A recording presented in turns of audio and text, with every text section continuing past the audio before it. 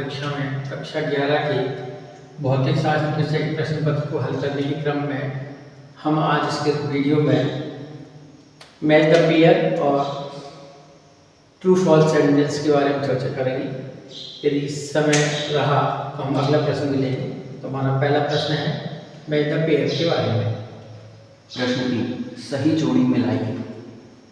Question 3, match the correct pair. खंड आ यानी कि सेक्शन ए। आ, एक समान वृत्तीय गति में कण का वेग। Section A, velocity of a particle in uniform circular motion. वृत्तीय गति यानी सर्कुलर मोशन में वेलोसिटी की डायरेक्शन हर पॉइंट पर चेंज होती है, इसलिए इसका ऑप्शन होना चाहिए परिवर्ती होता है। परिवर्ती होता है अर्थात खंड बा का तीसरा। Third for section B which is variable. खंड आ, बा, वस्तु के जड़त्व की माप होता है।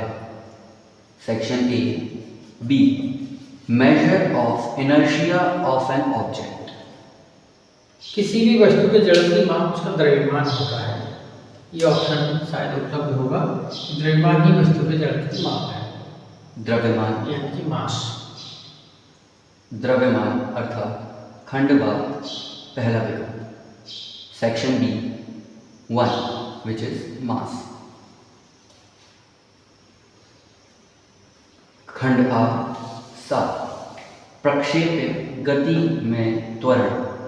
सी, एक्सेलरेशन इन प्रोजेक्टाइल मोशन। प्रक्षेप गति में जो त्वरण यानी एक्सेलरेशन होता है वो ग्रेविटेशनल एक्सेलरेशन होता है, जिसकी वैल्यू 9.8 मीटर पर सेकंड स्क्वायर होती है। इसलिए सही पेयर होगा नियत रहता है यानी कांस्टेंट रहता है। नियत होता है खंड बा चौथा विकल्प। Section B option 4 constant.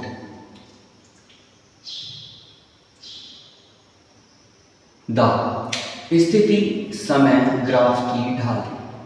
Section A, D, tangent of position time graph. Tangent of position time graph equal to v, यानी वस्तु के वेग को व्यक्त करती है। ये ऑप्शन सही होना चाहिए। खंड बा पांचवा, वस्तु का वेग। Section B 5, velocity of an object. ई, बल का प्रभाव। ई, इफेक्ट ऑफ फोर्स।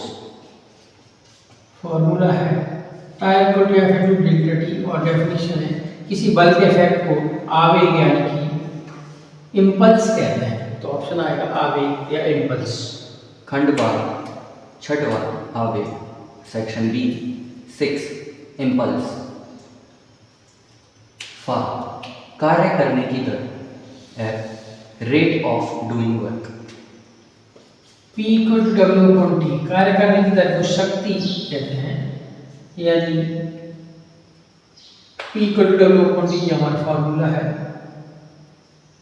खंड बा आठवा, शक्ति। Section B 8, power. प्रश्न 4, सत्य असत्य कथन छांटिए। Question 4, select the true and false statement. पहला, गति का द्वितीय नियम ही मूलभूत नियम है। First, the second law of motion is the fundamental law. ये ट्रू स्टेटमेंट है क्योंकि सेकंड लॉ ऑफ मोशन से हम फर्स्ट लॉ ऑफ मोशन और थर्ड लॉ ऑफ मोशन दोनों को ड्राइव कर सकते हैं, इसलिए ये मूलभूत नियम है, ऐसा कहा जाता है और ये ट्रू स्टेटमेंट है।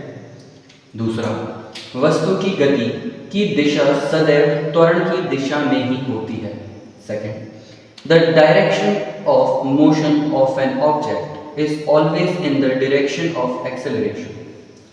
जब हम किसी ऑब्जेक्ट को ऊपर की ओर थ्रो करते हैं तो वो ऑब्जेक्ट ऊपर जाता है, यानी उसकी वेलोसिटी ऊपर की ओर होती है, और उस समय में अर्थ का एक्सेलरेशन g डाउनवर्ड है, नीचे की ओर लगता है। फिर भी ऑब्जेक्ट ऊपर जाता है, इससे शो होता है कि एक्सेलरेशन की डायरेक्शन में ऑब्जेक्ट नहीं जाता है बल्कि वेलोसिटी की डायरेक्शन में ऑब्जेक्ट जाता है, इसलिए ये एक फॉल्स स्टेटमेंट है। तीसरा, वस्तु का वेग स्थिर होने पर भी उसकी चाल परिवर्ती हो सकती है। Third, even if the velocity of an object is constant its speed में वेरी।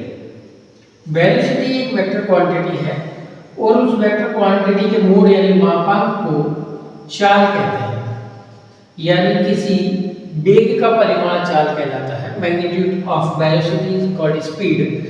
चूंकि वेलोसिटी कांस्टेंट है तो चाल यानी कि स्पीड भी कांस्टेंट ही होगी, इसलिए ये फॉल्स स्टेटमेंट है। चौथा, प्रत्यास्थ संघट्ट में वस्तु की गतिज ऊर्जा संरक्षित रहती है। Fourth, the kinetic energy of an object is conserved in an elastic collision. जिन संघट्ट में K यानी काइनेटिक एनर्जी और P यानी कि मोमेंट कंजर्वेशन ऑफ मोमेंटम दोनों संरक्षित रहते हैं, उन्हें प्रत्यास्थ संघट्ट कहते हैं। इसलिए ये बात यदि कही जाए कि प्रत्यास्थ संघट्ट में यानी कि इलास्टिक कोलिजन में काइनेटिक एनर्जी कंजर्व यानी प्रिजर्व रहती है, तो ये एक ट्रू स्टेटमेंट है। पांचवा, अपकेंद्र बल अभिकेंद्र बल का प्रतिक्रिया बल होता है।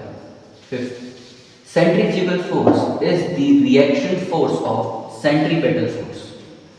जब कोई ऑब्जेक्ट किसी सर्कुलर पाथ पर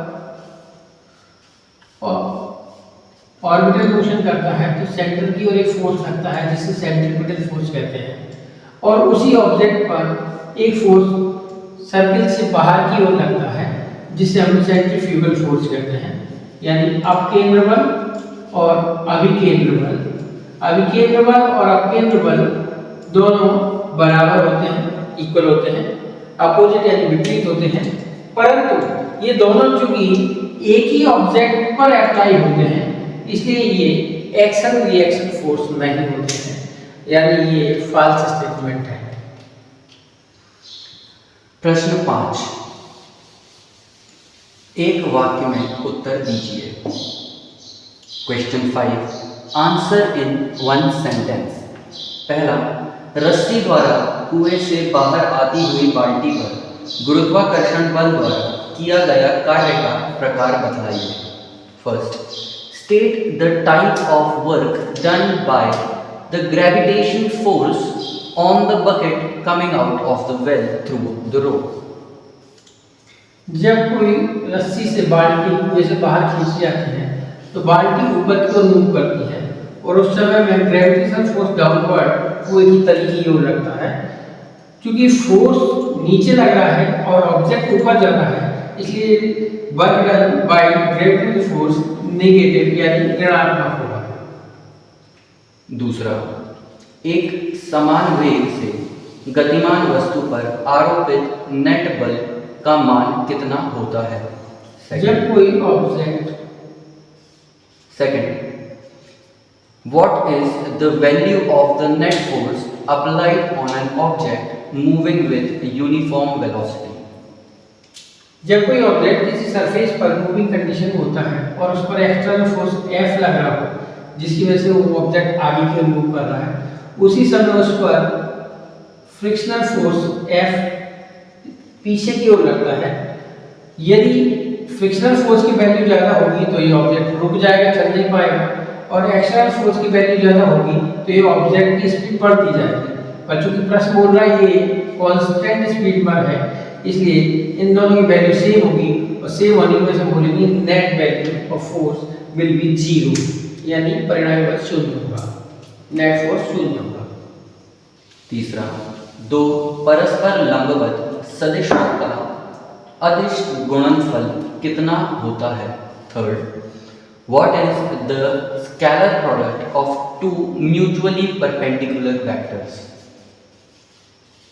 स्केलर प्रोडक्ट का ये फॉर्मूला होता है a vector dot b vector equal to ab cos theta. यदि वे म्यूचुअली परपेंडिकुलर हैं तो थीटा की वैल्यू होगी 90 degree. Since cos 90 degree equal to 0 then a vector dot b vector equal to 0, यानी दो परस्पर लंबवत सदिशों का अदिश गुणन 0 होता है, तो आंसर आएगा 0।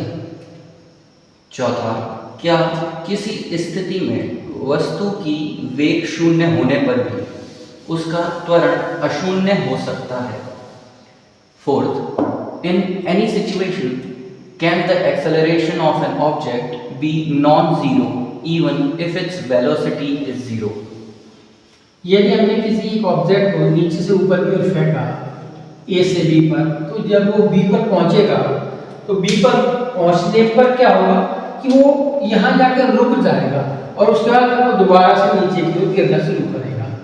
यदि हम पॉइंट बी के बारे में विचार करें तो यहाँ पर उसकी वेलोसिटी शून्य है, जीरो है, क्योंकि ये और ऊपर नहीं जा रहा है। परंतु उस समय में ये नीचे आएगा क्यों? क्योंकि इसे ग्रेविटेशनल एक्सेलरेशन नीचे की ओर लग रहा है, यानी कि at point B the gravitational acceleration is working and velocity zero, यानी कि वेलोसिटी का मान जीरो होने पर भी ग्रेविटेशनल एक्सेलरेशन की वैल्यू जीरो नहीं है। इसलिए ये पॉसिबल है कि वेग शून्य होने पर भी त्वरण शून्य ना हो। पांचवा, किसी नाव से नदी के किनारे पर उतरने के लिए गति के किस नियम की आवश्यकता होती है? Fifth, which law of motion is required to get down from a boat on the bank of a river? जब भी कोई व्यक्ति नाव से जमीन पर कूदना चाहता है तो हमेशा नाव को अपने पैरों से पीछे की ओर धक्का देता है, क्योंकि ऐसा करने से वो एक्शन इधर क्रिएट करता है और उसे रिएक्शन आगे की ओर मिलता है, किनारे पे उतर पाता है। इसलिए हम कहेंगे कि इस समय में third rule of motion follow होता है, गति के तीसरे नियम के आधार पे वो ऐसा कर पाता है। तो आज के इस वीडियो में इतना ही। शेष लघु उत्तरीय प्रश्नों को हम अगले वीडियो में लेंगे।